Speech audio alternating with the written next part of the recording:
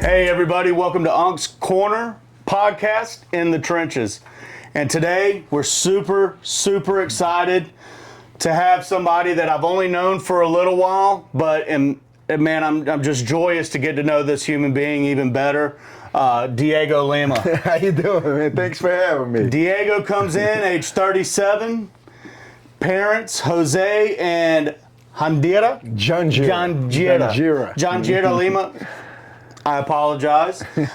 His brother Douglas, he's born in Brazil, lives in Marietta, went to Wheeler High School, played football, and obviously had a huge passion for MMA. He's also got a loving wife, some loving children we'll jump into that I've gotten to hear more about, and he just had his first grandson. That's right. So we're excited to get this conversation kicked off. But first and foremost, as a guy with 3 children and 2 girls, what's it like having a grandson, dude? Great. It's awesome. It's awesome. That's beautiful. It's different, you know. It's like you have your kids, but a grandson, it still hasn't hit me right. It still hasn't hit me yet, you know. It's like, but it's good because you just enjoy it, and then it's like, here you go, give it back to the mama, you know. Time for bed. Time for bed. Here we go. Well, man, because of that, awesome. We got you a gift. Amen. So, I say for you, but this is more for Henry. For Henry, all right, there we go. Yeah, awesome, my wife had to go do it. I was like, just throw it in the bag. She's like, let me do my thing. This is awesome. Look at that. If you need, here. Yeah. Oh, wait, hold on. You good? Oh yeah, I gotta save the bag, you know. So yeah. You want to cut the ribbon? No, it's fine. Okay, it's fine. all right. It's gotta look good. I gotta.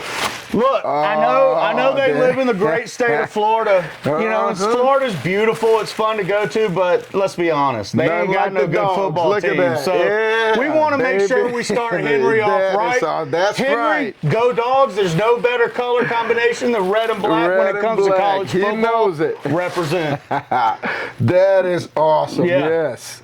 Really appreciate it. Yeah, man. Hopefully we can get him started off right, man. Oh, he will be. You know it. One more and got the red. There you go. Go Dogs, let's go. At least 3 days a week he's going to be repping, right? You'll be fine. Well, maybe. I don't know. We know how babies are. Sometimes they blow them out pretty quick. I appreciate it, man. So, Dhiego. Parents, Brazil, immigrants. Yes. Did they move here before you and your brother were born, or were y'all born actually in Brazil, and then what age did y'all come here, if that was the case? We were born in Brazil. We moved here when I was 10 at the time. My brother was 11. So we're just 1 year apart. And, you know, it was rough down there, man, and they just wanted us to have a better life than they did. That's awesome. You know, my dad at the time, he was just tired of it, you know, just the government, everything bad, and he's like, I don't want these for my kids, you know. God bless him. Again, man, he sold everything, applied for the visa, got approved, you know, because it's hard. It's hard to get approved. Yes, it is. He did everything right, and he just decided to move here, man. That's absolutely amazing. Yeah. So the transition from that for y'all as young boys, how was that coming? I mean, obviously, you know, there's some nerves. You're going to what everybody knows, the big America, right? Yeah, Land of the free. You know, America at the time was. I mean, I know with my kids switching from English to Costa Rican, you know, and going to Costa Rica and learning Spanish at that young of an age. For 2 of them, it was fine. 1 of them, it wasn't. So what was that like coming from Portuguese and where y'all were in Brazil to this? You know, crazy. I mean, no, it was crazy. It was like a dream come true, you know, because, you know, we're used to watching in movies, and we're like, man, I remember the first time in the airport here, I was like, where am I? Like, this is crazy, man. Yeah, because it was in, 2000, so, you know, America at that time was, you know, the country to be. You were the height of the boom, for this generation. Exactly, man. It was amazing, but... Man, the transition, it was hard, but it was quick. It was quick. You know, as a kid, you learn so quick. I'm sure much harder for your parents, obviously. Oh, yeah, much harder for them, But for us, man, like, I went to school, they just threw me in a class. They're like, here, learn English the hard way, you know? We had 2 periods, which was the English learning, ESOL, they would call it at the time. But, man, they just threw us into the wolves, and you had to learn. Did they have y'all translating for them? Because there were moments when I was over in Costa Rica building out my restaurant, I'd look at my 5 5-year-old son, I'm like, do you know what they're saying? oh hey, yeah, help me for out the here. learn, man. My dad still doesn't speak English. He's still. I'm like, Dad. God bless him. 27 years, man, and he's still bad. Well, it's we probably still like gotta English translate is a for filthy him. language. Portuguese is beautiful. Dude, he just never did. My mom speaks fluently. She's fine. That's awesome. But my so dad, he just man, as long as one of them's got it, he could care she's less. good, dude. Yeah. And it's crazy, man, because he used to fix cars. Yeah. And man, he could do like any piece. He would go to AutoZone and he was like, I'm gonna go buy this. And like, how are they going to know what you need? He was like, I'll figure it out. He would come back with the They gonna exact learn piece. today. I was like, how? Like I had never till this day, I'm like, how, man? That is But so he did. awesome, He found man. a way. Found a way. So when y'all moved here, you landed in Marietta, right? Marietta, yep. Awesome. Wheeler High School, I believe, Yeah, correct? Wheeler High School, man. Your dream wasn't Awesome. always MMA. No. It was Dream, football. I love sports, man. It was football. Tell us about that experience. Like, coming as an immigrant to from a country that's predominantly soccer, Yep. you know, I mean, for the most part, and jumping in with these Americans that have been doing this since Pee Wee leagues. You know, what was that like for you, man? Jumping into a sport you had nothing. I love football, man. Yeah. I think it was as a sophomore, I went to a first football game. I was like, man, what is this? I didn't even know what it was. Yeah. And I went. I was like, I want to do this. Like That's it was awesome. instant, man. And that came a passion, you know. Like Then I started I played spring my sophomore year, and then I was like, okay, I can do this.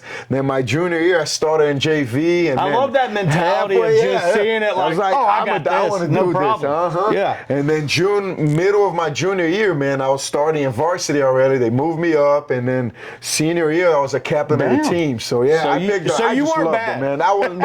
I just loved it, you know. And I studied the game. So Like, why I didn't you knew it. continue to play after high school? Man, last game of the season, I was playing defensive end. The guard put the tackle pulls, and I followed him, and I tripped, and I hit his thigh.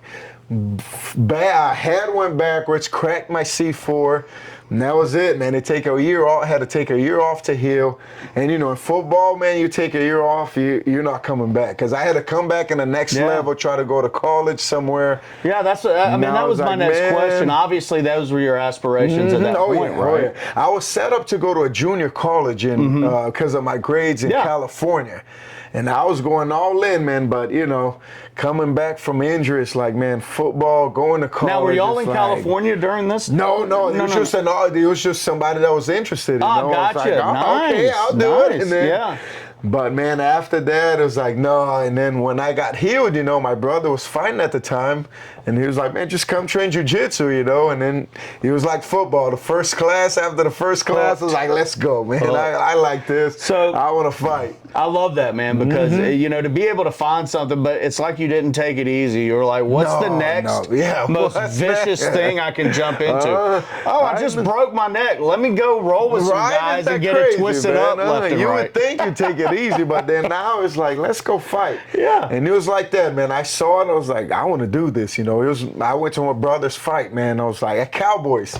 That's awesome. Cowboys, watched them fight. I was like, I want to do this Out too. in Rutledge, right? I was like, I saw it. I was like, I want to do this. Yeah. So Cowboys and Rutledge. Cowboys. Dude, it was Cowboys and Wild Bills at the time too. Wild Bills. Those are was David like- Oblas as well, man. Yeah. Oh, boy, he's been in it forever. Yeah. Something I found interesting when you sent me the profile that I really want to dive into because I think it plays a big part into what a lot of people are scared to talk about and into what a human being is. Right. And that's your love for Christ. Not to make it that type of episode, but for me, it's valid. Yes, you know, of course, man. Was that always something like? Did you grow up just immersed, or was that something you picked up later? Like, where did that relationship truly begin for you? Truly, yeah. And where is it taking you, man? Right. And that's the thing, you know, like I was the one that grew up in church. My parents were strict, man. Yeah. It was like Sunday, you're going to church, like during the week, always went to church, man. And, you know, that was my whole life. But then when I made it to the Ultimate Fighter, the first time, season 19, we had Preacher Man, Todd. Yeah. Todd was there, and, you know, we had services there. And then one day he was like, man, are you going to heaven? I was like, yeah, I'm going to heaven. And he was like, why? And I was like, man, I go to church. My parents went to church. I do this, I do that, and I do this. And he's like, man, that doesn't get you to heaven. And I wanted to fight him. I was like, what are you talking about? Like, I'm this, I'm that. I'm a nice person. I do everything. And he's like, but that doesn't get you to heaven. And I was like, what are you talking about? He's like, man, the only thing that gets you to heaven is, he quoted, John 14:6, like, Jesus is the way, the truth, the life. The only way you get to heaven is by putting your faith in Jesus Christ. And that hit me, like, I was like, huh? And man, and I realized, like, I was a Christian that did not know Jesus. Yeah, that was the moment, like, it sunk in, like, I've been going, and I've been putting in, but I haven't been committed fully. I haven't given myself to him yet. Exactly. I haven't given myself to live my own way, man. I was a Christian. Yeah. I was a Christian. And as a lot of people seem to think, they think going to church can cover the blemishes of what they did the night before. And and he planted a seed then. Like, that was just a seed that he planted. And then years later, man, like, we'll get to, but years later is when I was really like, man, I remember what he told me, and I had the opportunity, and I really gave my life to Christ, man. So here I am, my whole life in church, but didn't know who Jesus was. And, the time I spent in the world, man, I was like, because when I was 18, that's when things turn. I told my parents, like, I want to live my life. I want to do my own thing. Right?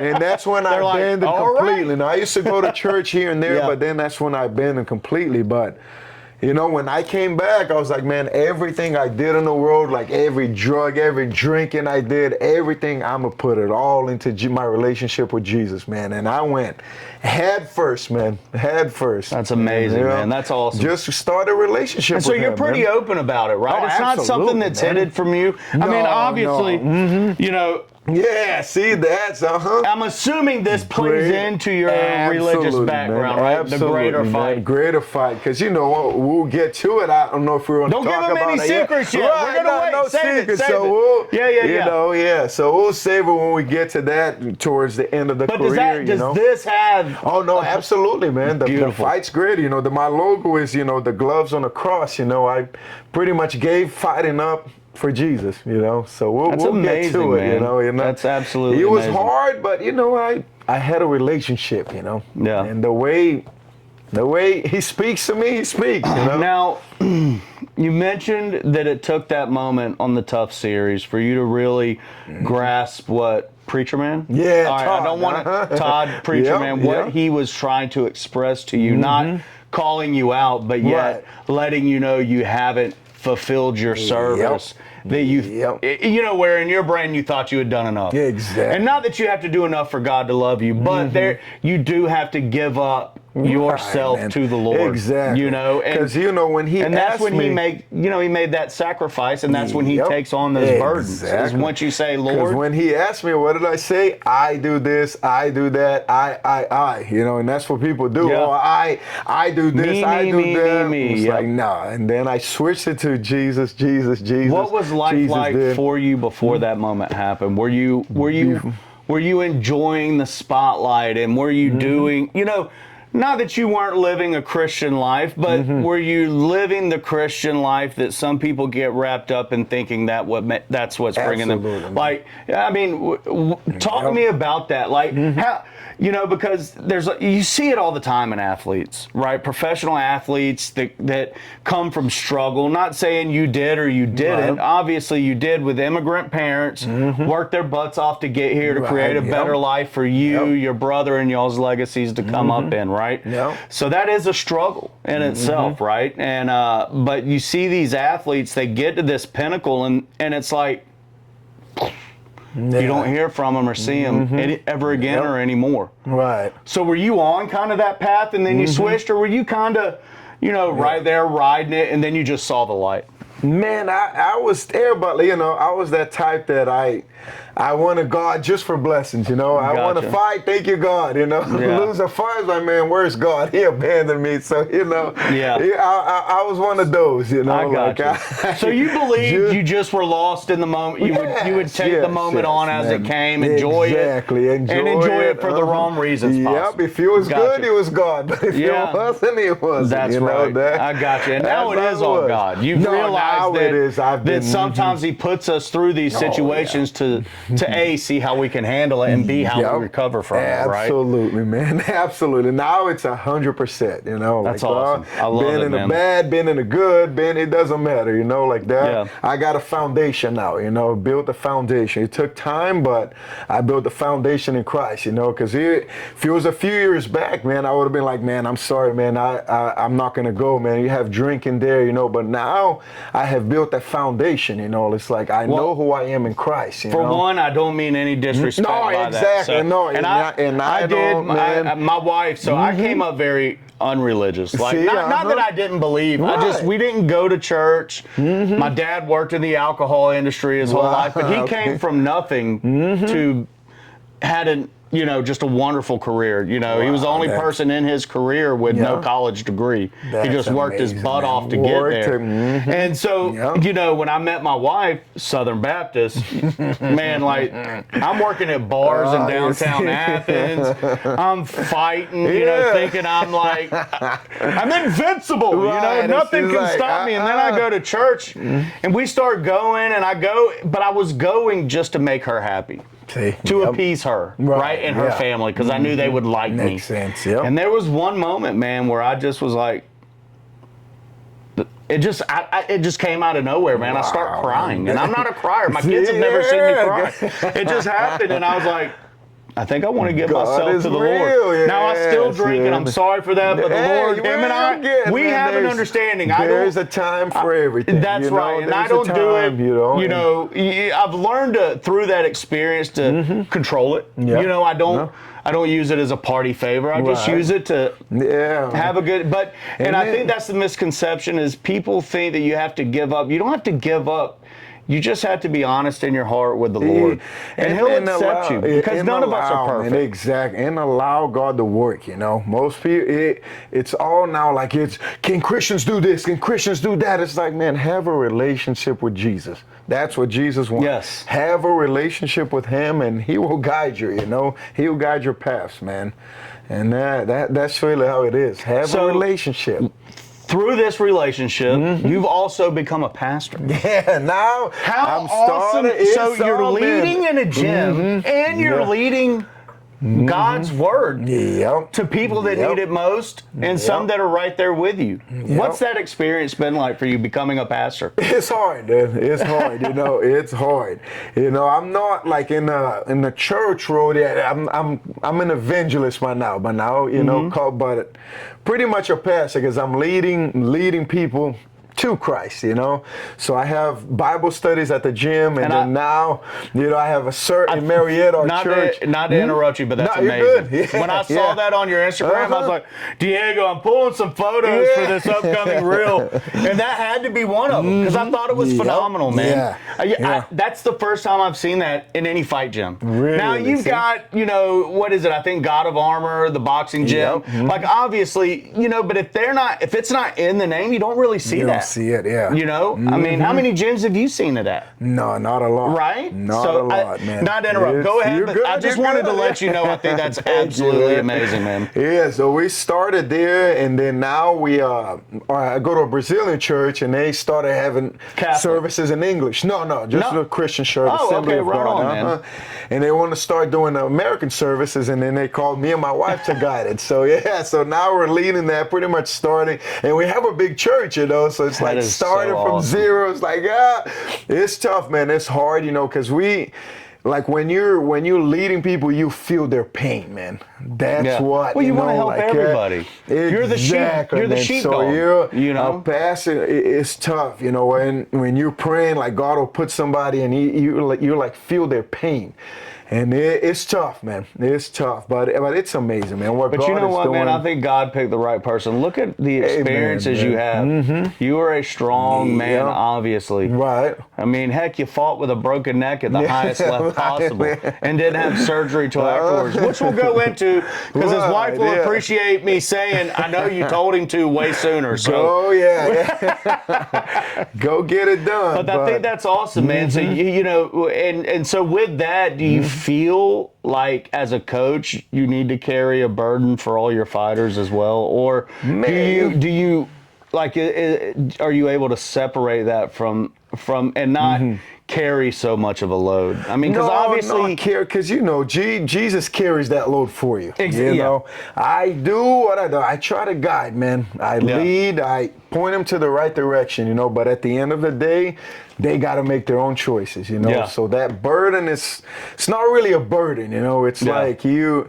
feel it. You're there with them. You know, you're pretty much because really pastoring is about getting to the same level as them. has that made you a better coach, or better has one coach, or being a coach made you a better pastor? Both they work together. You know? I knew that was going to be the answer, but I had to ask because I feel like they play hand in hand together, right? Absolutely, like, man. Like you're coaching, you're pastoring. Yeah. You're pastoring, you're coaching. Your coach is yeah, you know, but it's just different types of people. Yes, Maybe yes, some are similar in the mix, but so but with go ahead. No, it's like it's being real with them. Like being real. Hey, you got to make your own choices, man. You know how it is. You know, I'm there to lead them. You know, like I want to lead them to Christ, man, and to lead them to make better decisions. But you know, I'm very real with them. It's like very real. Like, hey, there's a part there. There's stuff you got to do. You know, you got to make better choices. You got to allow Jesus to transform you. You know, it's not that man. You accept Jesus and you be the same person. You do the same. It's like doesn't work like that. You know, it's like,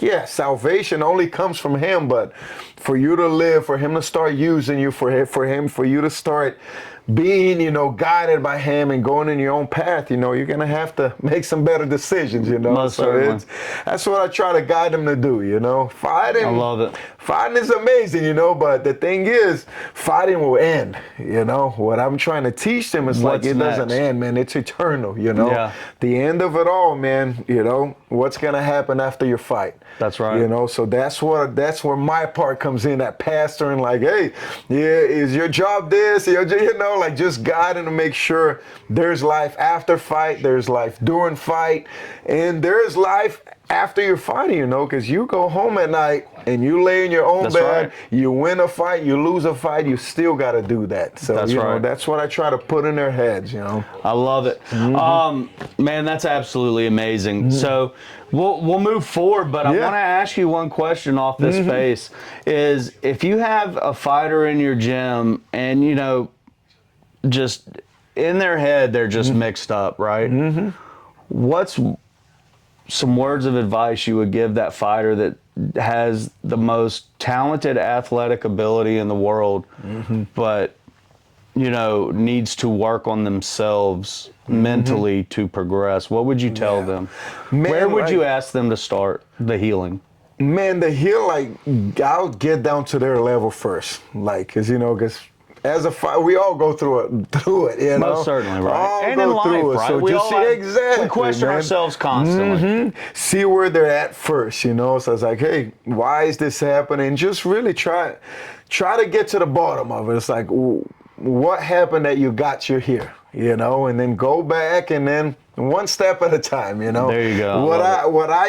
That's our mentality. Like our Bible study is like, hey man, be at least if you're 0.0001% better today than yesterday, then we're doing That's okay. a victory. That's a victory, you know. Because you could have gone back the other way. Exactly, man. It's like and the other way is a lot easier than 0.001. So it's like, so I get down to their level. It's like, where are we at? You know, be truthful, be open. You know, I've been there. Know what it is. You know, you don't need to hide anything. All right, let's start. This is where we start, and you know, and then we just take that as that 1% better every day, man. I love it. Let's not take a step backwards. Let's take a step forward. And you know, if I say if you do fall, end up falling. If you do end up, you know, hey, get up different. You know, because the Bible says that righteous falls, you know, but he gets up again. That's you right. know? Thing is, it's like we keep falling to the same thing and we get up the same way. Yep. You know, it's like, no, man, it's like a fight. You lose a fight, what are you going to see? You're going to try to do everything different. What happened here? It's the same way in life, man. It's like you keep falling to the same thing. Why am I doing You know, it's like, let's get up different, man. Like God gave you the opportunity. That's you right. gave It's you the what strength. that saying of chaos, right? You keep doing the same thing over and over and expect different results. It's like, no. What can we do different, man? And that 1%, one brick a day. That's what we say, Awesome. man. I love Hey, it. one brick a day. Foundation. One brick a day. Yeah. So you mentioned high school football, wanted to go JUCO, which, you know, I probably wouldn't know you then unless it led you to UGA, which I hope it would, because I would have been watching you for sure. But let's talk about that come up through the amateur scene. I mean, obviously, a lot like my last guest, not a lot of training if you look at guys I know you've competed against at the highest level that started training when they were, what, 10, 11, if not younger, right? So you start when you're roughly 18, 19 for the most part. So what was that climb through the amateur circuit like? And where did it take you? Man, for me, man, like, amateur was tough because nobody would fight me. Because I had a brother. I had a brother, man. Oh, that's right. My brother Is was he your older known brother? here. Oh, I thought he you was were the already oldest. well they known. were like, no. He knew, like he. Did he you was tell in him the like I'm scene, not gonna they call knew him? it. Yeah, they Like knew this it, is man. my fight, not his. So for me, it was so hard to find fights. You know, Oh my so goodness, hard. man! I hate but that. It did, but he was good, man. I went 5-1 as an amateur, but I rushed it, man. I rushed my because But if it's hard getting so all right, I want to back up real quick. I've taught at these events that I met you at. We see each other all the time, and I get the pleasure of walking around and just talking to the amateur fighters in between fights. And I was speaking to one, and I want to say his name was Xavier,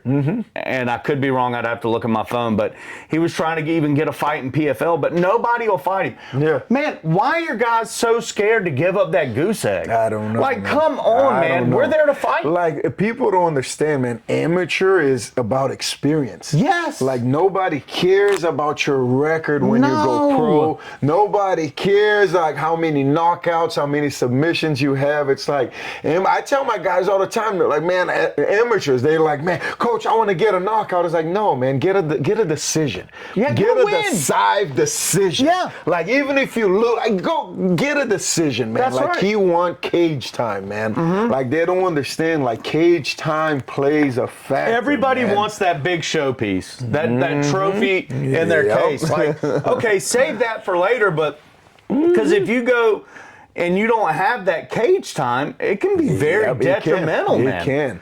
I mean, and that's the thing, you know, you can have an explosion, you can pop, and win. That can happen in the UFC with you have little fights and all. Yeah. But at the end of it all, it'll catch up to you, That's man. right. And that experience, all that will play a factor. So in this amateur world where we've met and I'm gonna call you my friend. Hey, man, do it. You're here, so since we've become friends, you know, do you think it's a coach that's directing these kids, or do you think it's the fighters? Because as a coach, it's not. I haven't turned down a single fight offer to Exia, and I would not. It's the generation, the times we're living in.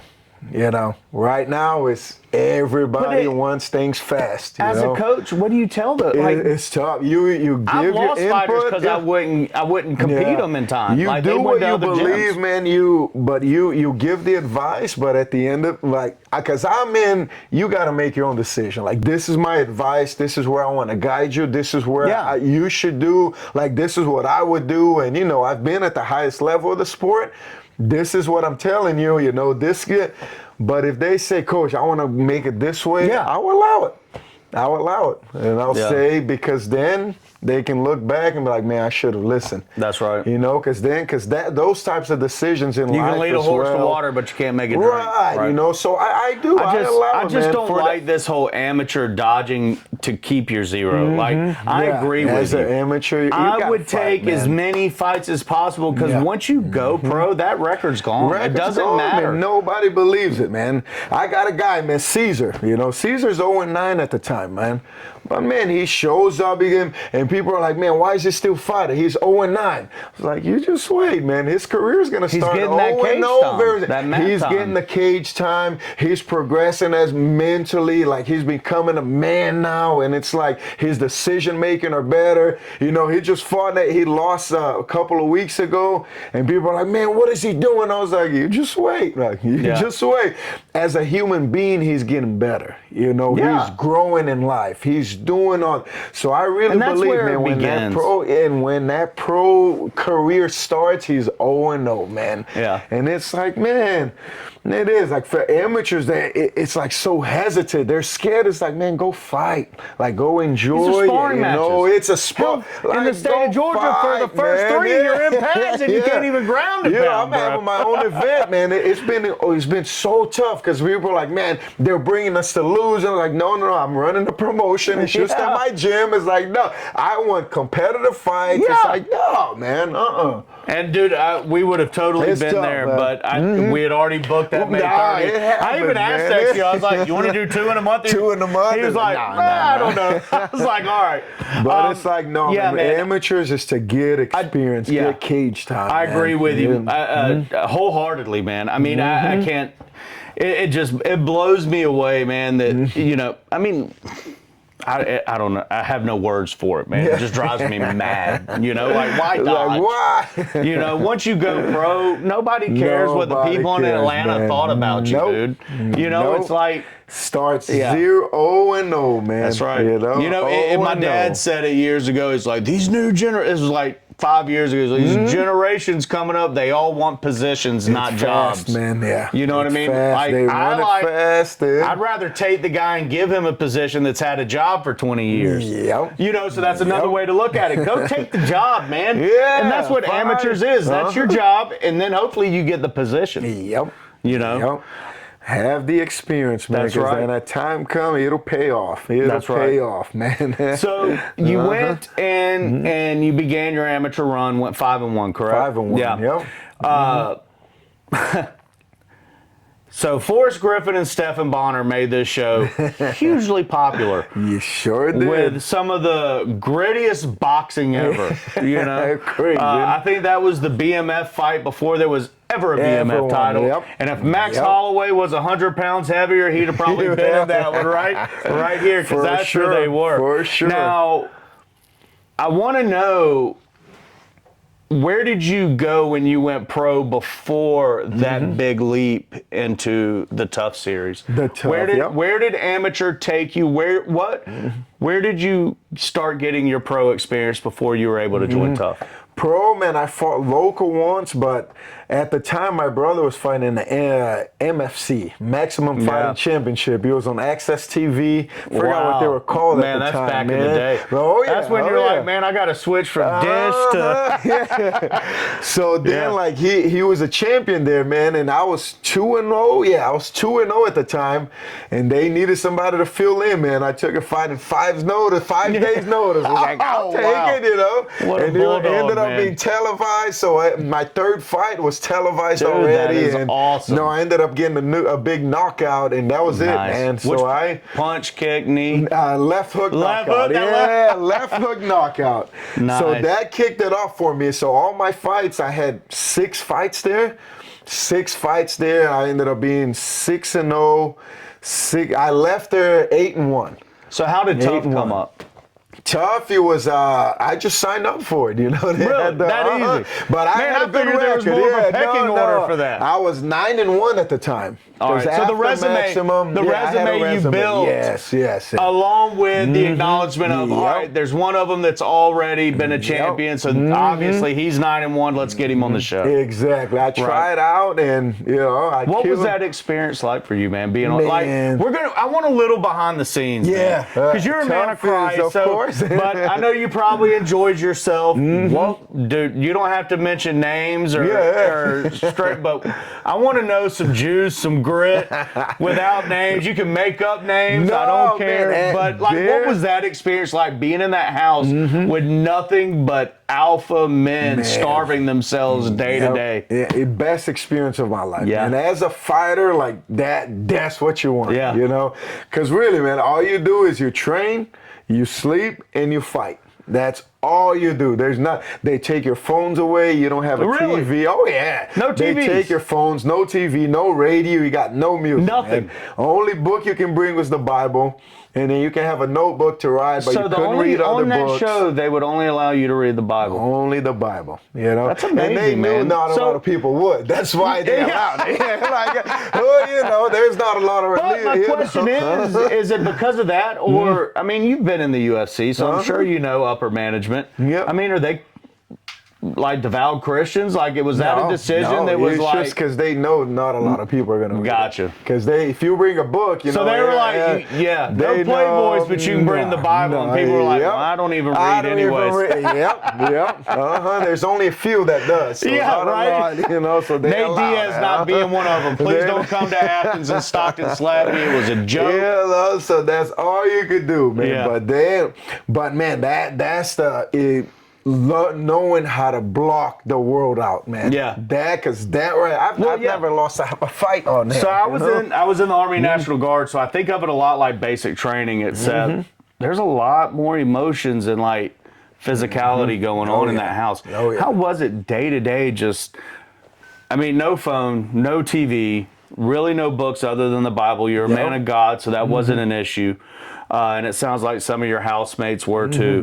But like the day to day, man, like how was that experience mentally? Were there days where you were defeated, you were broken, you were angry, you know, obviously missing family, Right, yeah, you know, that. and were you married at that time? Yeah, Was there a I girlfriend? was married. So I was married like, how already. did talk to me? I mean, give me just the juice on like what it took mentally to get through that, and what were the hard times you had to deal with to still try to make it. Yeah. You know, the hard times was mostly that, man, missing family and kids. But man, when you're there, you're so focused that. so it's like camp nonstop. It's camp, man. Camp Gotcha. nonstop. Because you don't know when you're going to fight. So you got to be ready.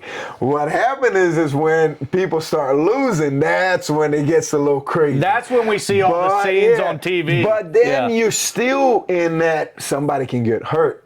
Yeah. So you never know. So you got 6 weeks, you know, but then when you start getting towards the end, that's when it get crazy. Cause you know, man, I'm not gonna have a chance to fight, you know. And that's when they started getting crazy, and that was rough, man. It was a few 2 weeks. It was good. Right. People can start going crazy and start drinking and, you know, lose focus. But in the beginning, man, everybody's dialed in. Dialed in. Because you gotta remember, but then that's everybody's looking downrange for that title. That's it. Yeah, that's it. They want that contract. The worries from the world, man. It's crazy how the world, like just the normal worries from the world, man. It just kills you, man. Like it takes that focus away. Do you think it like the guys that lost early and didn't have a chance to go? Do you think it really hurt them more than like the guys that were continuing to succeed? Because you bring up the drinking, so that's the clips we would see on TV. That's but so, there wasn't a lot of that.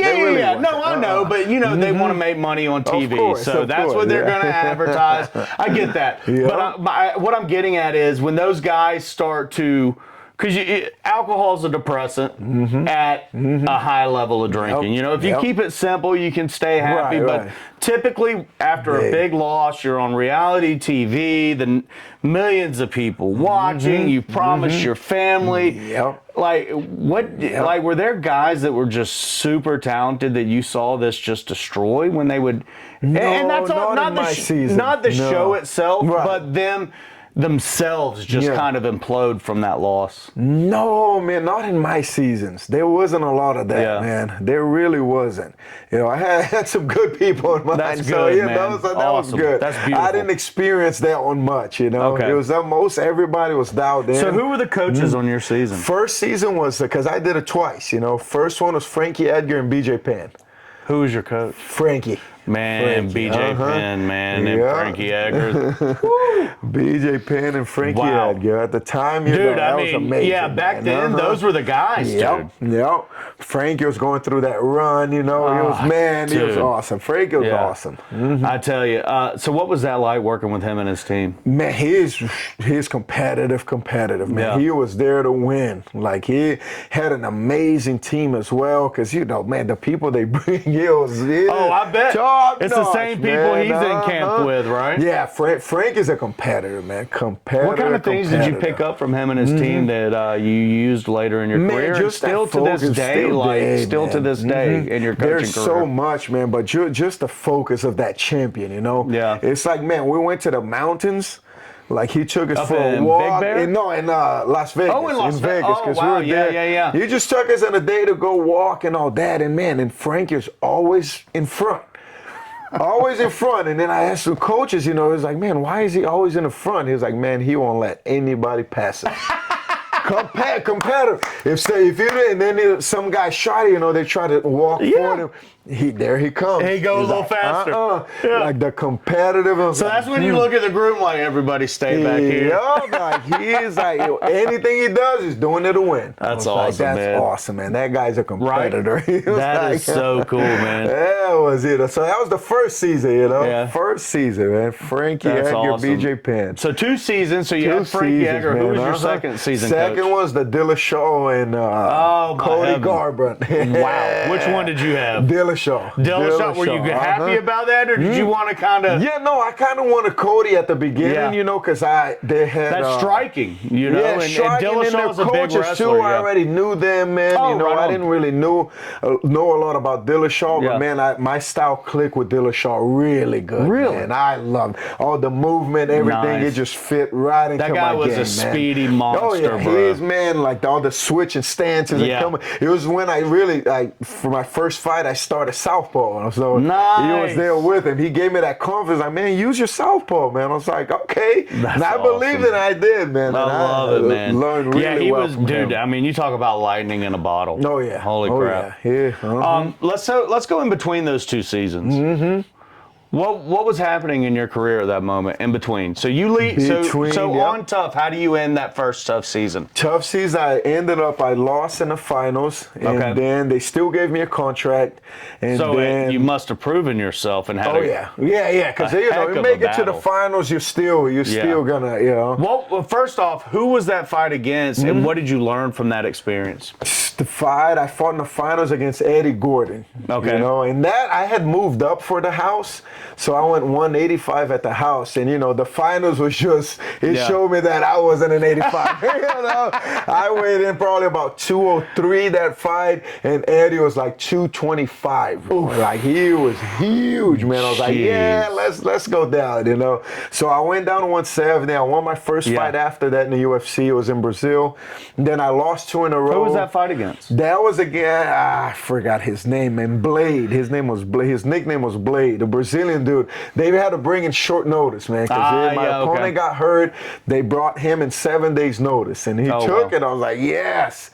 And then I won that one, and I lost 2 in a row, and that's when they let me go. They didn't renew my contract. Okay. And then what was it? After that? Let's slow down, because you know, man, you've got all these experiences, and the whole goal is, for one, so people can actually get to know Dhiego, but 2, also give your knowledge and experience and the wealth of everything you have back. In that experience of losing that contract, first off, I know it hurt, but I want to know what it felt like to you. Yep. B, I want to know what it felt like with you and your family. Yeah. And C, how did you rebound? Man, so on that, like I was just burnt, man. I was burnt out because you've been going hard since high school.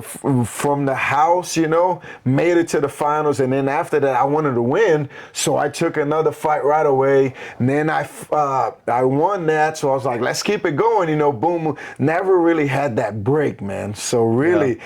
When that last fight, I fought Li Jiliang in China, man. I took a short notice against him. The last fight on my fight on my contract, man. I was just burnt out. Yeah. I was like, man, I wasn't even there. those 2 fights in here, it was against Tim Means and against Lee Jillian, bro, I wasn't even there, man. I showed up, but my mind, I was so exhausted that I wasn't even there. Mentally, you were already checked out. Done, man. Checked out. You know, I was just so excited to have a contract in the UFC. Yeah. Didn't know how to say no. You know, I couldn't just train. Well, you were probably scared to say no because yeah. Yeah. I get it. But then it's like, no, man, I learned that, no, man, you're in control of your career. They ask you say no, you say no. Like, if you're not ready, you know, you don't need to rush it. You don't That's right. if you got a contract, you got a contract. It's not like they're going to fire you or anything. Yeah. You know, it's like, you know, I should have learned the hard way, you know, learn the hard way.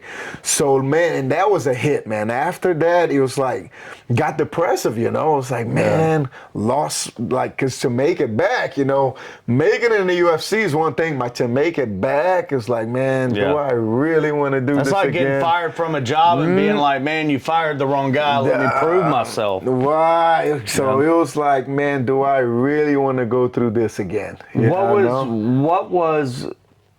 So going home, one was, were there kids at home you were thinking about in the moment that like, man, I just lost this contract. What am I going to do? And who was your biggest support catalyst to say, hey, Dhiego, snap out of it. Yep. We need you. Yep. So talk to me a little about that. That, or you know, my brother and my coach Jucão, you know, they're the inspiration. You know, they're like, man, let's go. You know, let's make it back. Like I was like, man, we got to start all over. It's like, yep, we got to start all over, fix what we fixed. But they were the ones that was like, hey, pick me up, let's go, you know. And my wife, man, my wife's my biggest one, you know. She was just telling me, hey, just rest right now and then start back, you know. So I had the support, you know. That's awesome that she was there, you know, because it can put a big strain on the family, you know. You're in this contract, you're young. And in your mind, like, it's not going to, like, this is it. I've made it, you know, and then boom, rug, gone, right? And to have her be so strong-willed is amazing, man. Oh no, I mean, what a testament wouldn't even be to here what if it kind of wasn't woman for her, she is. man. Yeah, that's she's phenomenal, awesome, man. I love to hear that. So, man, coaching-wise, you know, like Jucão and Douglas, man, they're like, let's go. Yeah, they're like, hey, whatever it takes, we got you. Let's go, man. Like there was no turning back, you know. I love it, hey, man. Did it again, let's do it again. So talk to me about that climb back. Climb back was tough, man. Mentally, where did you go? Mentally, like I probably took about 6 months off, man. Trained only when I wanted, like, you know, gave my wife time, gave my kids time. I pretty much rebuild myself first, you know, that mental, like, I don't even want to think about a fight. Do you feel like those moments you gave back to your family you could have used by saying no during that contract period?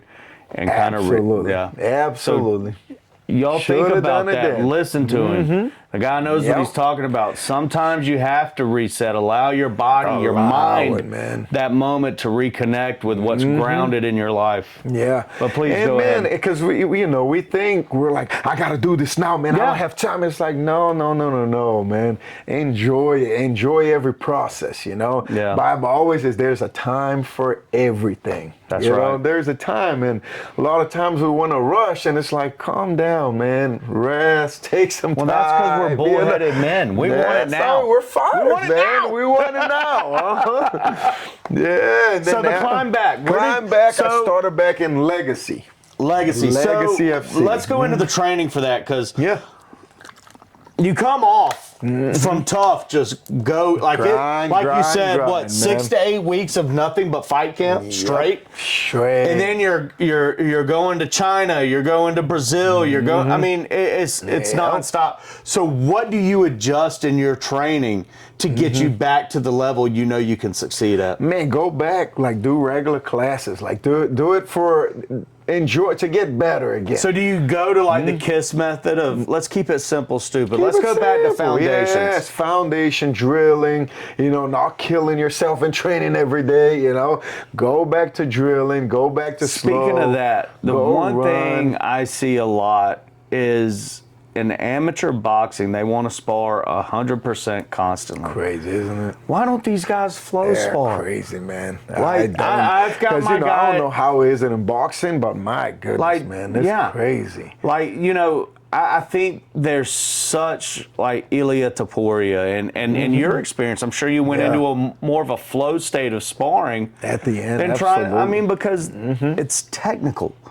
You're only going to grow from the technical encounters, right? Yep. And exchanges. So go into that technical transition. Yep. That's Tell what us I about needed. that. That's what I needed. Just went back to basics, Yeah. you know? Went back to basics. Because what do we think now? I got to spar. I got to fight. I didn't train hard enough.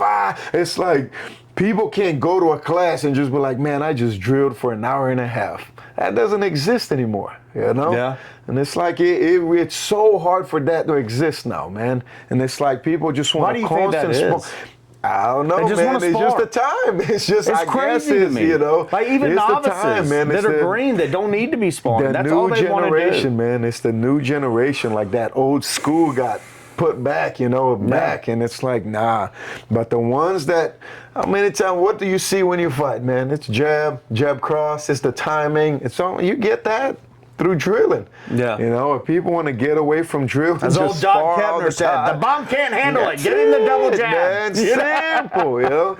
It's Yeah. simple because it really, the sport has evolved a lot, but it's still, the sport is very simple still. One, it's still young, but it has Very young evolved. still, So when I was coming up, Yep. you either had your jiu-jitsu guy, your wrestler, or your striker. Yep. And then George St. Pierre, to me, was the one that molded favorite. them all. That's my favorite Man, fighter, man. My favorite My by guy. far. Yeah.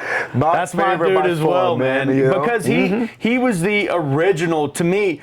Like, let's take Gracie. He was just a jiu-jitsu guy, Yep. bro. Yep. You know, as great as their family and legacy is, Right. it was just jiu-jitsu for the most Jiu-jitsu, part. yep. You take George St. Pierre that went and took L's and then was like, okay, I need to be better at wrestling. Okay, I need to be better at boxing. Okay, I need to be better at jiu-jitsu. Picked up And then he everything. smoked everybody for a long time. Yep. Isn't that amazing? He is. But man, you see, like the But sport the game's is still changed. simple. It has, Like all these it has. kids are dual threats everywhere. Yep. Everybody's good, man. Man, it's like right? no matter where you go now, So how do you coach for that everybody's now? good. It's hey, you do, right? Because you've got your Same, yeah. experiences, right? You went Yep. from going balls to the wall to taking a step back after that Yep. contract loss and going into technical training Yep. to create your rebound. Yep. So through that rebound and that technical, is that what you try to imply now at ATT Lima? Man, yes, Like but more you know, technical sparring and, you know. we have that too, man. We have, but it's hard, man. Like a big gym like we have, it's hard, you know. It's hard, but we have our regular classes, which is that's what we tell. Like we have our pro practice. That's where training. You come in, we're gonna train hard. I'm gonna push you, like, and that's our advanced MMA class as well. Which that's the hard training. You know, we got people that come to spar, they come to visit, but then, and what I tell them is like, but man, what you do in secret is how you progress. That's you know, right. I can see here, like you're sparring, you look amazing and all that, but it's like, what are you doing in secret? Are you showing up to the jiu-jitsu classes? Are you showing up to the striking? Are you showing up to just the regular classes? We you would know? have And that's people what I that tell would 'em. just show up for MMA, and I'm like, Yeah. look, guys, Yeah. if my wrestling coach and my jiu-jitsu guy aren't here, I'm just teaching you striking. You're already getting that at kickboxing and boxing. Go to And then- jiu-jitsu. yes. Learn how to wrestle. Learn if you're coming from just jiu-jitsu, go to the boxing Go class. to bo- This exactly. is where we go over all of it. All of it, I yep. can't teach you the basic techniques in this because this is more advanced than all that. Because that's why we have beginners MMA now, Yeah. but it's like, man, beginners MMA shouldn't even have. Man. Right, You know, I it's agree like, because you have no foundation. You Nah. can't make You MMA the go foundation. Make one, boom, boom here. But that's why I tell them, man, we train hard, man. Like when I push them, like I push them hard because I know how it's gonna be, you know. Yeah.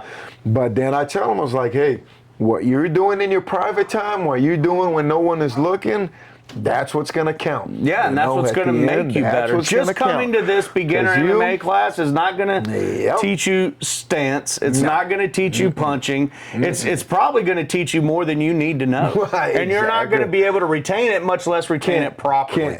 You get in great shape and you're ready to fight. But then what happens? You get stuck in mount. What happens if you don't know how to block a jab? Then you hit somebody hard, and the guy that has been doing all this, okay, we're going harder. I come in to train these guys. My part is, man, we're going to push hard, we're going to work, and, better be doing your classes, you better be showing up at the day, every day, And that's where you get better. That's where you get better. So I want to talk about this UFC career a little bit. Yeah.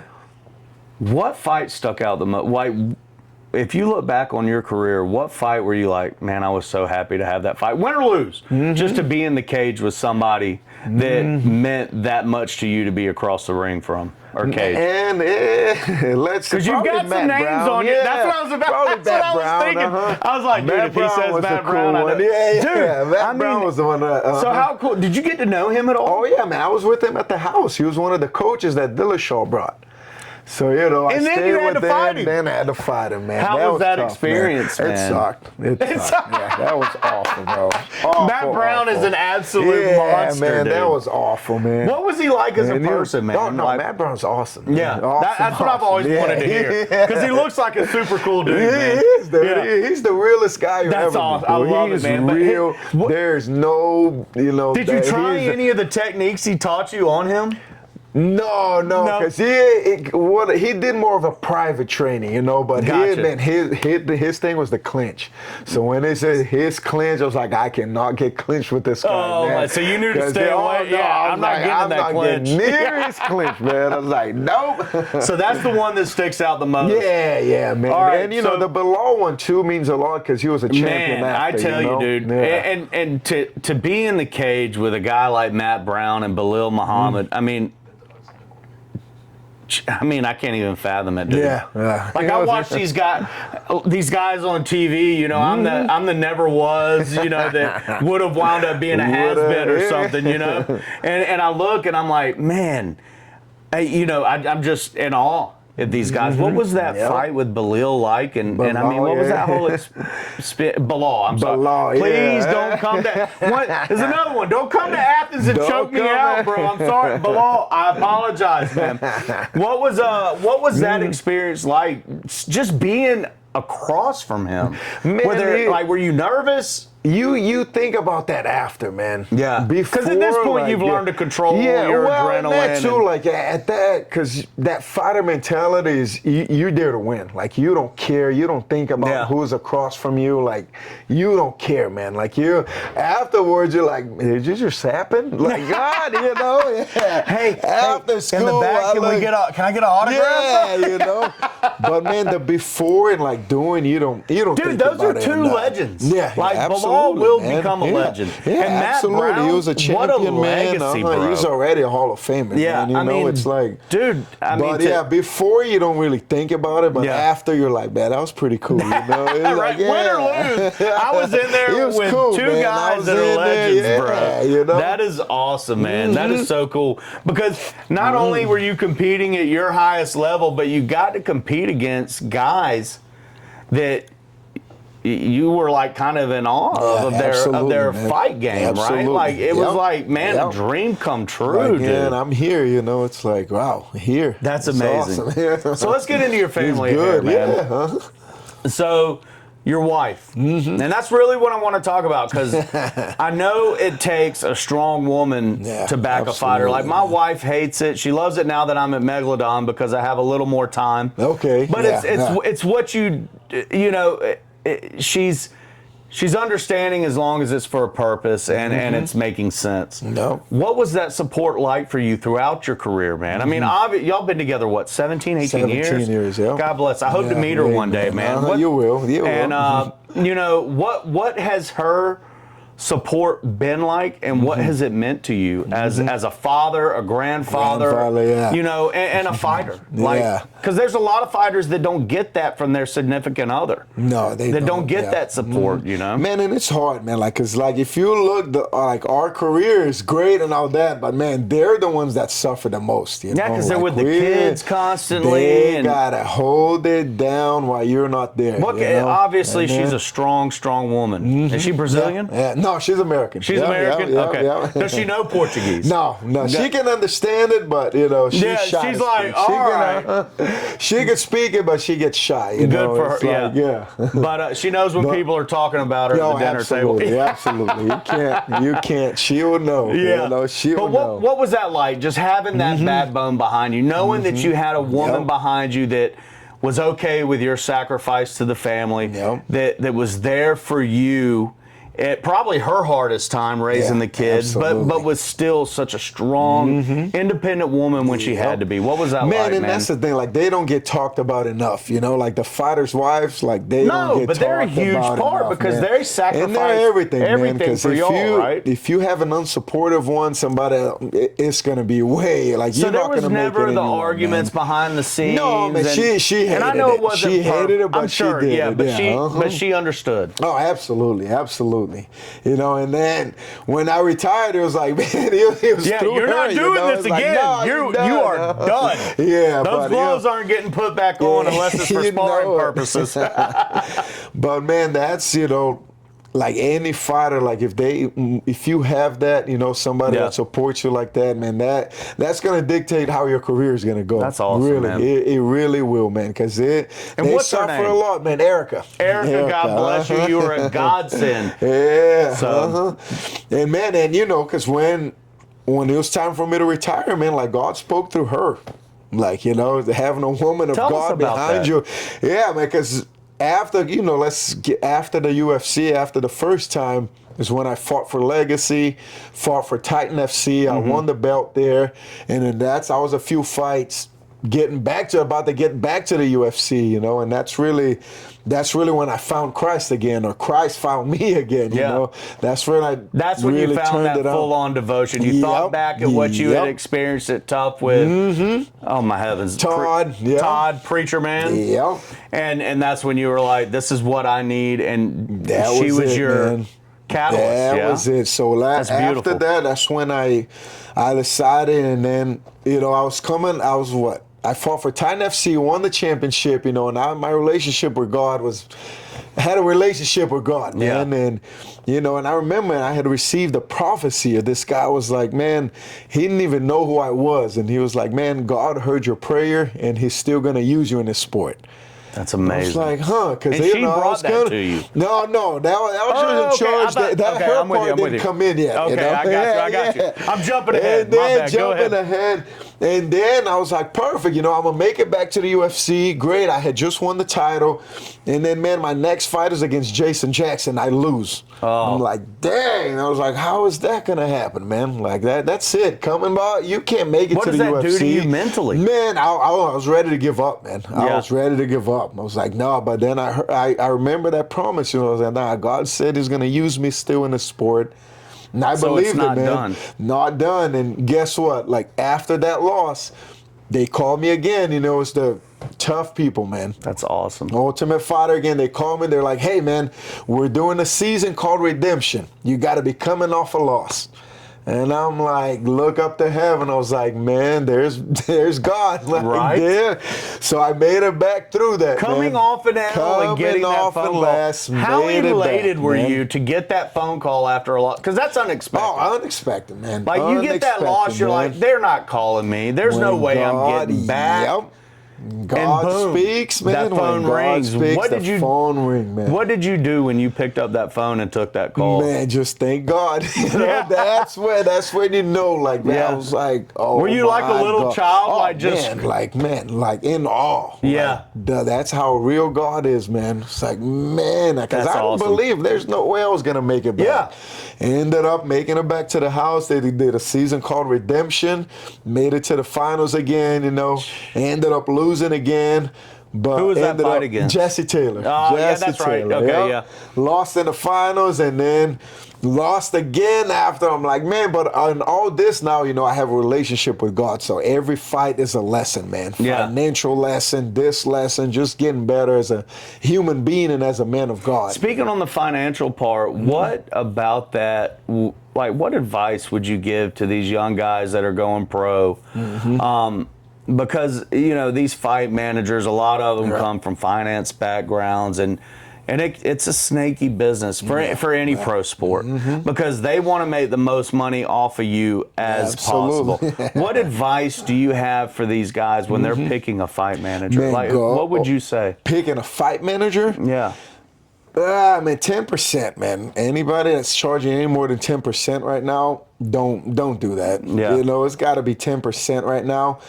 And it's tough, man. Just make sure you know who you're dealing with, Yeah. Make sure if you sign with somebody, hey, have you signed with this person? Have you listened to the elders, All right. Listen to the one that's been there. Make sure you know people who has worked with that person and, just make sure you know what Checks you're and doing, balances, man. Do your homework Make on sure, whoever it is. they're doing the same thing you're doing, man. They're calling, hey, man, I got to fight for this person I got in that beginning, unless you're dealing with a lot of money and all that, I know that headache sucks, man, but they're doing the same thing you're doing.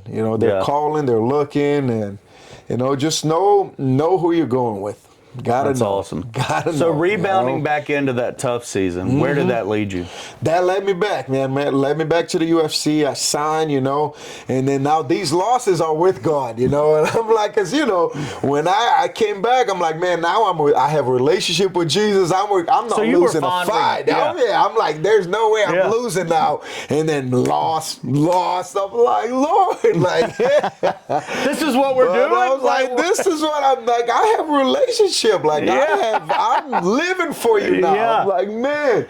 But that's what he had to teach me. Is like, man, I'm here for your salvation, bro. Like winning and losing has nothing to do with nothing, He doesn't, man. God, Christ came, Jesus died for you to be saved, man. For your sins to be forgiven. And I had to learn that. I was like, man, me winning, I was like, I wasn't training right. I had to look back. I was like, I had to fix a bunch of things, Yeah. So it's like, no, and I almost like blaming God at first, but I'm doing this and I'm doing that, and God was clear. It's like, I didn't die on the cross for you to get victory. I didn't die on the cross for you to win fights. It's like, nah, you have a platform to spread the name, but it's like, people mix it up. It's like, oh, you have Jesus, you're gonna win. It's like, don't. If you don't show up and fight, if you don't train right, you're gonna lose with Jesus or without Jesus. Yeah. It's like, I don't like when they mix all that. It's like, I agree. It's like, no. It's not. I I had agree, to learn man. it. I love it, I had to man. learn the hard way. And so through all that, that's kind of what led you to where you are now. Absolutely. You're Absolutely, a head coach at ATT Lima. You're a pastor. You're a man of Christ. Obviously, you're a family man. Yep. Which comes deeply rooted in Latin culture. That's one thing I experienced that I feel like made us better as a family was experiencing Latin culture firsthand. Wow. Like the sense of family is just, it's a beautiful thing in y'all's culture. So leading from the UFC to now, you've taken those losses, you've had your victories. Obviously, I try to tell people you're going to learn more from a loss than you will a win. Absolutely. Because a loss is going to show you your weaknesses. Yeah. A win is just going to show you that you're not going to change. You are dominant. Yeah. And if you don't change who you are from a win, you're going to experience those losses. Yeah. So as a coach now, where do you try to drive your guys' mentality through losses and wins? Like, are you harder on the guys with wins as far as like, look, don't be so stuck on the fact that you just won? Absolutely. Because your next one could be an L. So you've still got to train different. You still got to learn. Yep. Absolutely, man. That's exactly right. You know, How do you deal with the egos of that? This younger generation, and they get a win, they'll tell you they're the best in the world. No, yeah. Then they get that loss, they want to blame you or somebody else. You got to live it. You know, so it's gotta accountability. allow it, man. How are It you is. teaching these kids accountability these days? Man, just make sure they know. Make sure they know, you know. And every loss, they'll come up to you and they'll say, Coach, I didn't do this. That. It's like, hey, man, let's change it, you know. Yeah. And it's like you said, the wins too, man. It was like, hey, still did this. Like right away, we start looking at them. They let them enjoy, of course. Yeah. But hey, let's look at what we did here. Had a guy named Elijah. Elijah just won the 170 title this past Saturday. He's the one that called me. He's the one that called me, man. He called you after the win. No, absolutely. He's the one that called me, man. I could have done this. I could have done that. I was like, man, That's going to be a that's a champion mentality, man. I love it. Like he knows, Elijah, he's like, Coach, I want you on this podcast. I want to talk to you and pick your brain. So he's like, man, I could have taken him down. I didn't do this, Coach. It's like from a win, man. So you see, it's like that. That's what we teach, man. That's it's what like, you want. Hey, you got it. Yep. How do you deal with the egos as far as how do you get it through to these kids that you're just not ready? Because that's hard. a tough one. That's very hard. Because nowadays, That's just very like with hard. NIL, as much as I agree these guys need to be paid, Right. there should have been, like for college football, we can all assess it. I feel like they should have put the money in an escrow account for these kids to, create the loyalty that they still have to the university instead of hopping university for the starting position. But how do you tell these guys, like, go into another gym that may put you in a fight you're not ready for is going to be worse than me telling you to take a step back. You need another year. So how do you get through to them and retain them as your student and with that understanding? Sometimes you do, sometimes you don't, you know? Yeah. I'm very, man, because for me it's a little different, man. For me, everything I do, like, all glory goes to God, you know? So if they're not succeeding with me, you have that freedom. You know, you can go anywhere you want. But, man, my biggest thing is teaching them at the end of the day, you got to go home and rest at night. You know? So, like, a coach can make a big difference in your life, but at the end of the day, it's you, you know? That's right. At the end of the day, it's you. And, you know, you're going to have to make some choices. You're going to have to sacrifices, do everything. But, you know, you try, you know. It's like I do. It's just like you try. Some of them are gonna get it. Some of them are not. You know. We just gotta be ready for that, man. Gotta be ready. Man. Yeah. Awesome. Gotta be ready. So what is it that Dhiego and his team are looking for when they say, "Hey, it's time. Like you're ready to go pro"? What are you looking for out of that amateur that's ready to move forward? Experience the most, man. Experience. How have you been on bottom? Have you been on top? Have you been knocked down? Have you knocked somebody out? All that plays a factor, man. Let's see how much experience you have. You know, got guys like Elijah again. I think that was his 10th amateur fight. We got Trace Harper, man. I think he's thinking we're probably about to go pro now, but you know, gotta have the experience, man. Because when you go pro, that's what's gonna count. You know, the biggest thing is just see how much cage time. Have you been through this? Have you been through that? He seems to have of I don't know it all yet. There's still holes. Yep. Yeah. Yep. What's his current Everything, record? Man. Who? Elijah. He's 6-4. 6 or 7-4. Nobody's going to remember that once he goes pro because he's going to tighten up everything. He's going to fix all those holes in the boat.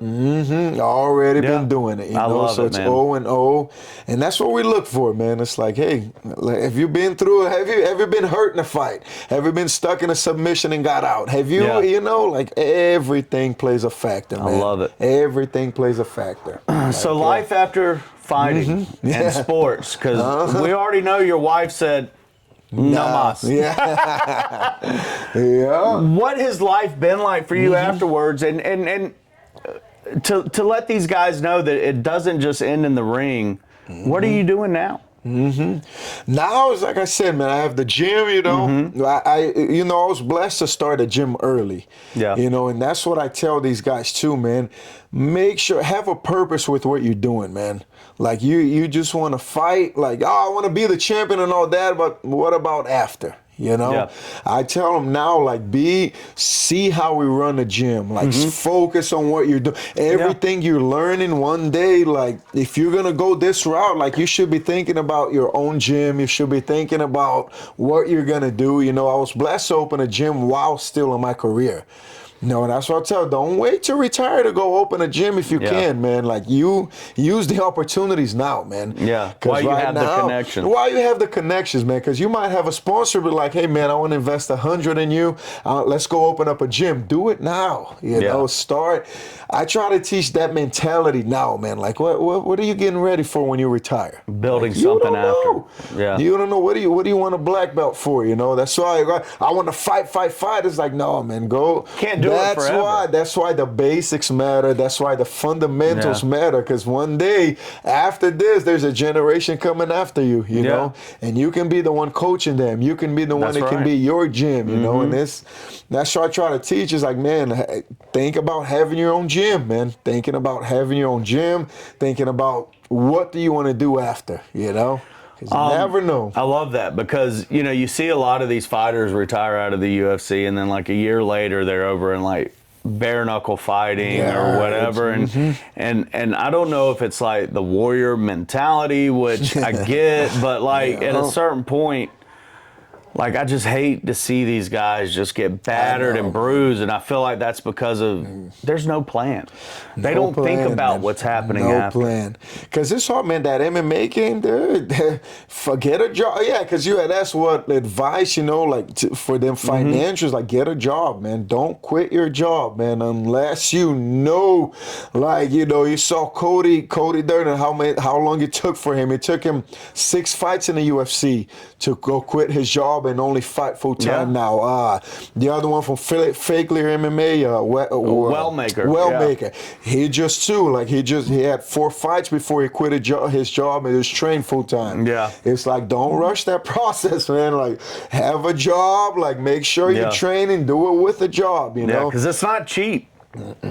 It's not cheap to be a fighter. You're gonna spend a lot of money before you make any money. Yeah, so, and that's what maybe let's say 3% of what 1,000 people at the gym. Yeah, right. You know, like very few. Have a job, man. Have a job. Have a plan. You know. So with this life, you've succeeded in your dreams, other than college football, but that was an injury. Yeah. And I think that was also God having another path for you. You know what I mean? Absolutely. And that was finding martial arts. You got to the highest level possible. You've been in the cage with some legends. I mean, absolute legends. You've experienced so much. You're a pastor. You're running a very successful gym out of Atlanta, ATT Lima, with, I'm assuming, your brother and a handful of other people.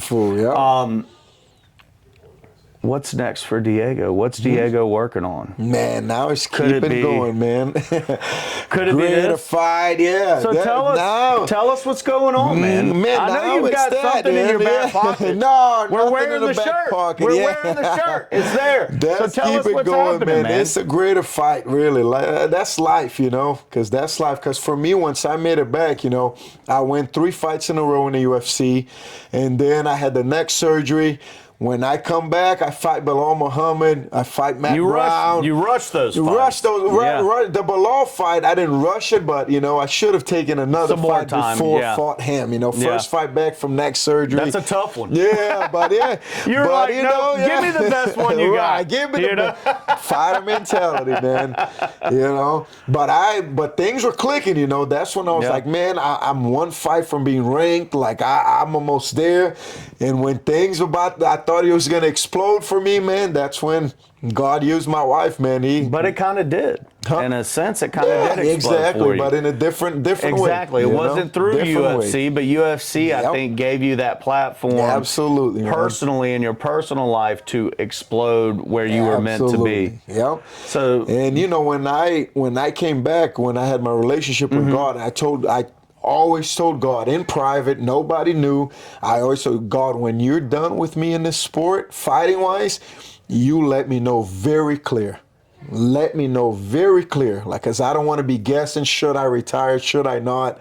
And, 33 years old, I had a fight schedule. I'm scheduled to fight Miguel Gaeza in the UFC after the Matt Brown fight.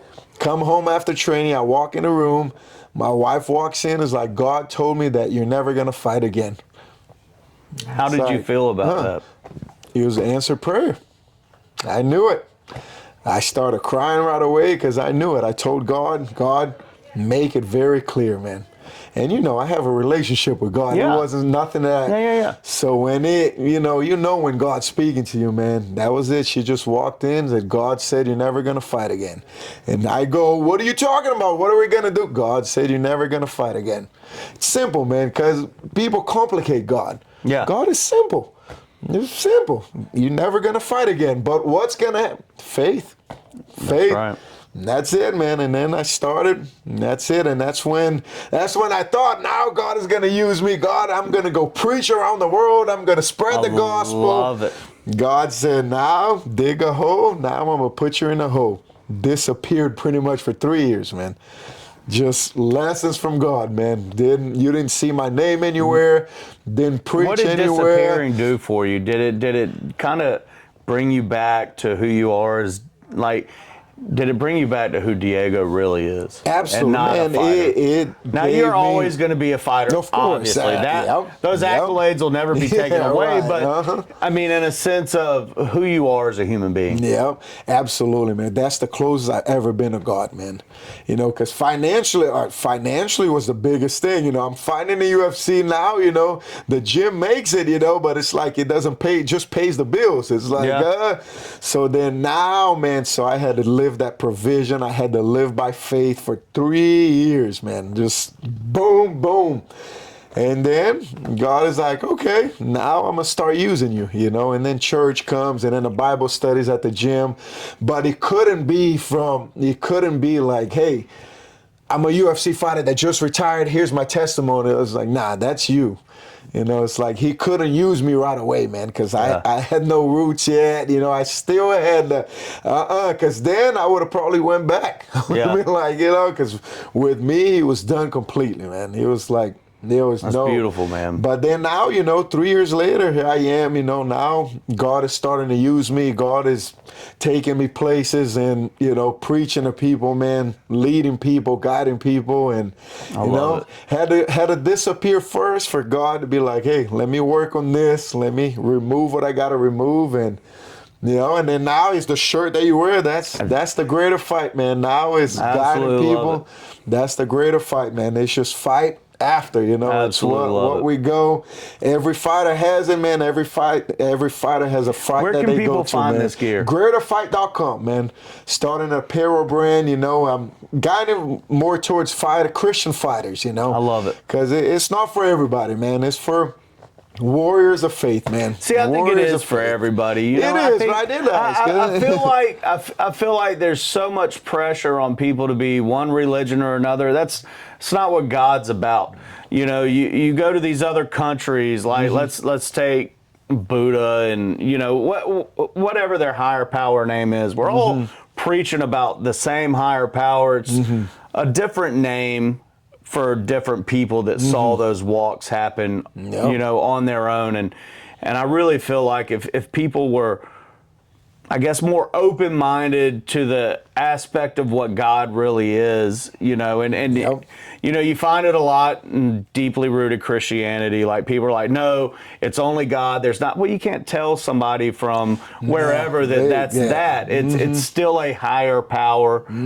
Of like you take India, like Shiva, apparently their God has like 300 names. Yeah, but it's still a higher power of what we're all trying to get to at the end, which is who's leading us through Christ, and what we believe in is Christ, right? Absolutely, man. And I think this fits the format of all of them, man. It's a greater because fight. they can take Everybody this greater fights it, fight and they can say, man, well, for me and my religion, this is Shiva, but for Dhiego, it's God, and we're walking the same journey, and we're believing in the same fight and trying to get greater closer. Fight. Yeah, but for me, it's a spread, man. There's Only one way is just Jesus, you know? Absolutely love it. That's only one and way, I love man. that. And, it's And it should be because, I mean, you're a Christian. Yeah, no, and that's your absolutely, Christian man. God. And I think it's amazing that you promote that and you stand behind it wholeheartedly, absolutely, you know? And you're starting to see that a lot more in the UFC. It is, People man. are standing up and not being scared to voice that. Right, and I think it's man. beautiful, man.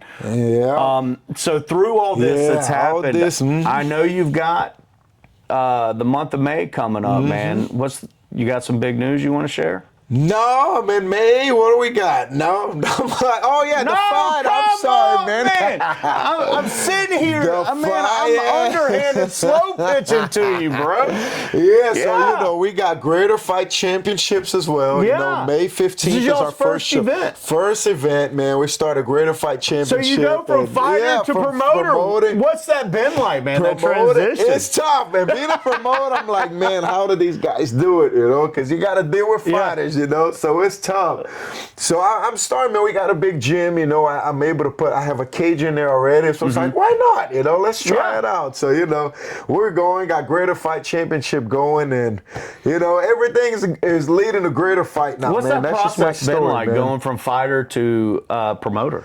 It's been tough. It's tough, man, Tell because us you got about to it, man. I mean, dealing with fighters is always tough, you know.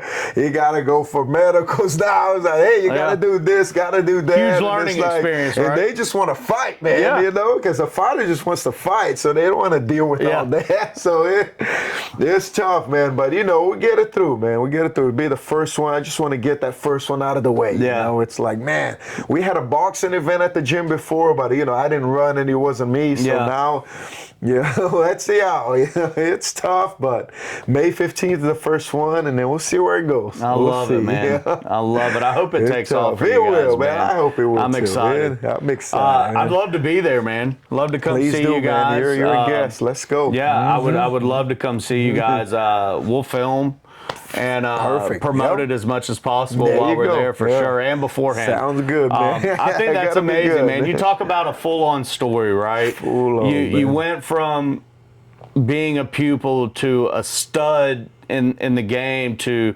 full circle. Now you're offering that same chance to these younger fighters, just another way to come up through the ranks and earn those fights. Man. You know, like we were getting back to, how much mat time do you have? This now gives them that extra opportunity. No, absolutely. And that's the thing, man. I want to take care of them, man. You know, I know amateurs can't get paid, but, you know, I'm going to do my best, man. Pay for their medicals, do all the little stuff that gets their mind off, and just give them opportunity, you know. I love it, man. Whatever we can do, you know, we're going to do it for them, man. I've been there. I know how hard it is. So you know the struggle. Most, and be like, hey, man, you just got to show up and fight, you know. That's so right. That's what we're going to try to do, take care of these guys, and, you know, hopefully they can get paid here soon, you know. I know they get ticket percentage, but amateurs can't really get paid. I think it's crazy, man. Great. Come on, man. They go through it the same way. It's even harder. Look at it. They're getting paid in college. They're even amateurs. harder, you know. It's even harder, man. So, hey. Yeah, we'll see where it takes, but that's the main thing, is taking care of these guys, man. Taking care of them, giving them the opportunity, you know? That's fantastic, man.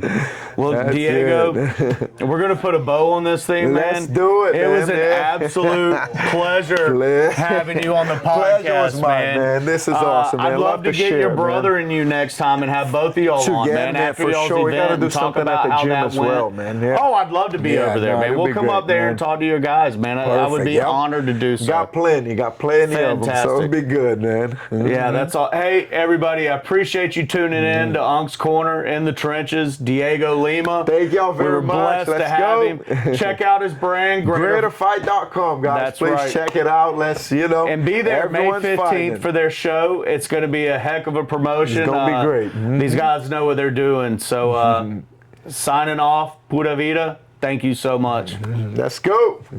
Hey everybody, today we've been graced with the privilege of sampling Hard Truth. It's a sweet mash distillery out of Nashville, Indiana.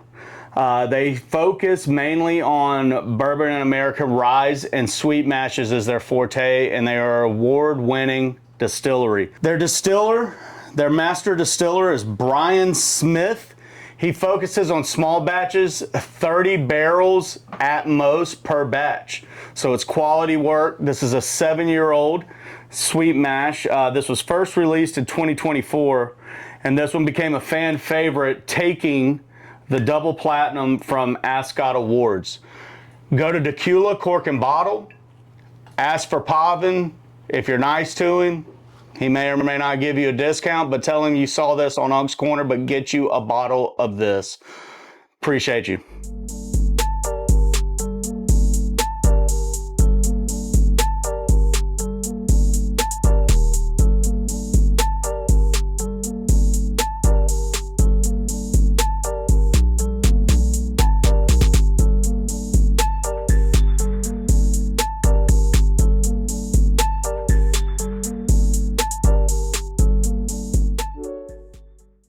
Do you want his power at?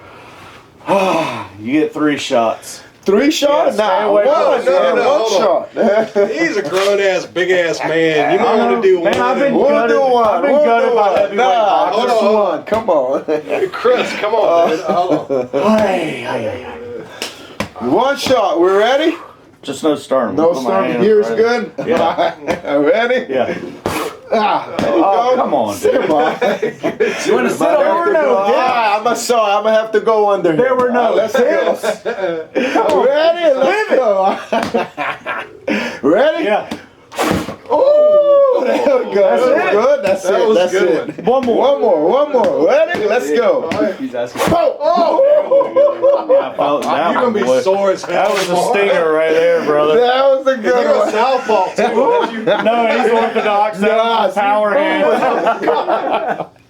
Oh, Dhiego, man. Once Well, again, thank you, dude. Grace. I appreciate it. I'm gonna go in the Take care. bathroom You and know, go let for me know you. I will. Thank you so much, Need man. anything, bro? You please call me, text me, whatever you need. Man. Roger that. Thank you Yeah, so man. much, I'm man. buying Thank you. more Please t-shirts. get some Oh my t-shirts God, for my us, boys man. gonna be wearing We'll be there. Awesome. We'll be there Thank on you, the thank you. 15th, man. Us three. We'll Perfect. show Yeah, up. yeah. We'll be Show. there. I'll get you guys VIPs, man.